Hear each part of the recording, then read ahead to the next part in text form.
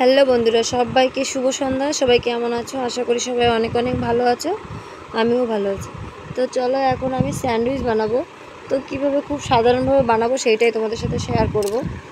তো সব গোছানো হয়ে গেছে। অঙ্কুশের জন্য এখন বানাতে পারছি না। অঙ্কুশ খুব কান্নাকাটি করছে, একবার পড়ে গিয়েছে, একটু লেগেছে, তার জন্য কোলেই উঠে এসে এখন আর নামছে না। কি জ্বালাতন যে করছে। তো এখন আবার চেষ্টা করছি বানানোর জন্য, এখন আবার নামছে না। তো কিছু করার নাই, এখন অনেকটা প্রায় রাত হয়ে গেছে। তো রাত্রেবেলা আমার অনুষ্ঠানে বসতে হবে, ওর জন্য ওকে কোলে নিয়েই চেষ্টা করছি বানানোর। তো এই দেখো বাটারটা বানিয়ে নিয়েছি। বাটারের মধ্যে ময়দা, চালের গুঁড়ো, বেসন, হলুদ, লবণ দিয়ে সুন্দর করে জল দিয়ে গুলে 5 মিনিট মতো রেখেছি। এখন সুন্দর হয়ে গেছে বাটারটা। আর এদিকে স্যান্ডউইচগুলো সুন্দর করে কেটে নিয়েছি। তারপরে দেখো এখন বানাবো। আর অঙ্কুশ খুব কান্নাকাটি করছিলো, তারপরে ওকে আবার একটু কোলে নিয়ে ঘোরাচ্ছি। আর ওকে কোলে নিয়ে এখন বানাবো। দুঃখের বিষয় যে স্যান্ডউইচের মধ্যে আমি কিছু দেবো না। আলু দিয়ে যেটা বানিয়ে একটা তরকারি বানাই সেটা আর বানালাম না। এটা খুব সাধারণ, শুধু আর কি বেসনে গুলে রেখেছি, ওটা চুবিয়ে এরকম করে ভাজা হবে। তো চলো, এইভাবেই খেতেও খুব টেস্টি লাগে। আমি আগে পরেও বানিয়েছি। আর যেহেতু খুব পছন্দ করে, বাজার থেকে খাবার নিয়ে আসলে পরে ওইটা খেলে পরে প্রচুর গ্যাস হয়।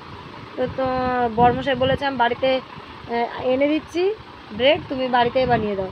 তো এইভাবে বানিয়ে দিই মাঝে মধ্যেই জিতুও খাই, আমিও, মানে সবাই আমরা কম বেশি খাই। তো চলো, আজকে তোমাদের সাথে এটাই শেয়ার করব। তো বাবু দেখো হাসছে, খেলছে, আর আমি এখন বানানো স্টার্ট করব। তো তোমরা দেখো, ওইদিকে জিতু পেছনে বসে আছে।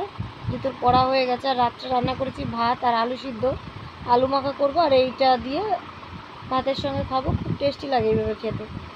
তো চলো, বাটারটা আবার দেখে নিলাম কেমন কি হয়েছে। বাটারটা খুব সুন্দর হয়েছে। তো তারপরে না, এরকমভাবে অঙ্কুশ আমার কোলে আছে।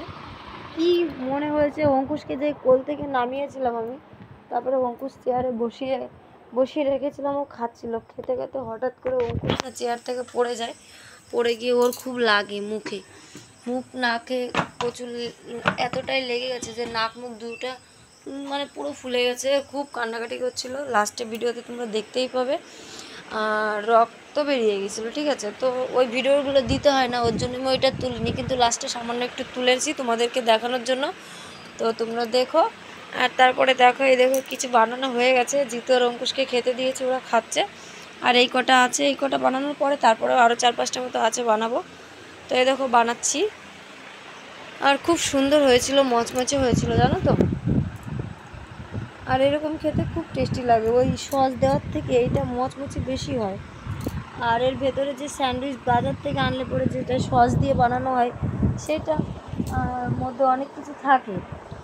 পেঁয়াজ, লঙ্কা, সস দেয় না, কেমন নরম নরম হয়ে যায়। অবশ্য খেতে ভালোই লাগে, খারাপ লাগে না। তো তারপরে জিতু আর অঙ্কুশকে দিয়ে দিলাম। ওরা দুজনে বসে চেয়ারে বসে খাচ্ছিলো। এই তো এখানে বসে খেতে খেতেই বিপদটা বেঁধেছে। এই চেয়ারটায় বসে উল্টে অঙ্কুশ পড়ে গিয়েছিলো আজকে। পড়ে গিয়ে ওই পেছনের ইটে ওর লেগেছিলো।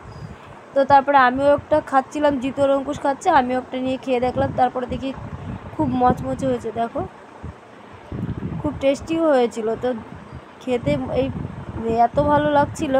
তো দুটো শুধুই খেয়ে নিয়েছি। আমি দুটো খেয়েছি, জিতু দুটো খেয়েছে, আমার বড় ভাসুরকে দুটো দিয়েছি। আবার ভাতের সঙ্গেও আমরা সবাই 2-3টে করে খেয়েছি। তো এখন খেতে খেতে খুব মজা। এরপরে দেখো আমার কত বড় বিপদ গেল আজকে আমার ছোটো ছেলেটার। তো বন্ধুরা, আজকের মতো এই অবধি ভিডিওটা। তোমরা প্রথম থেকে লাস্ট অবধি অবশ্যই দেখো, লাইক শেয়ার কমেন্ট করতে একদম ভুলো না। দেখো কি অবস্থা।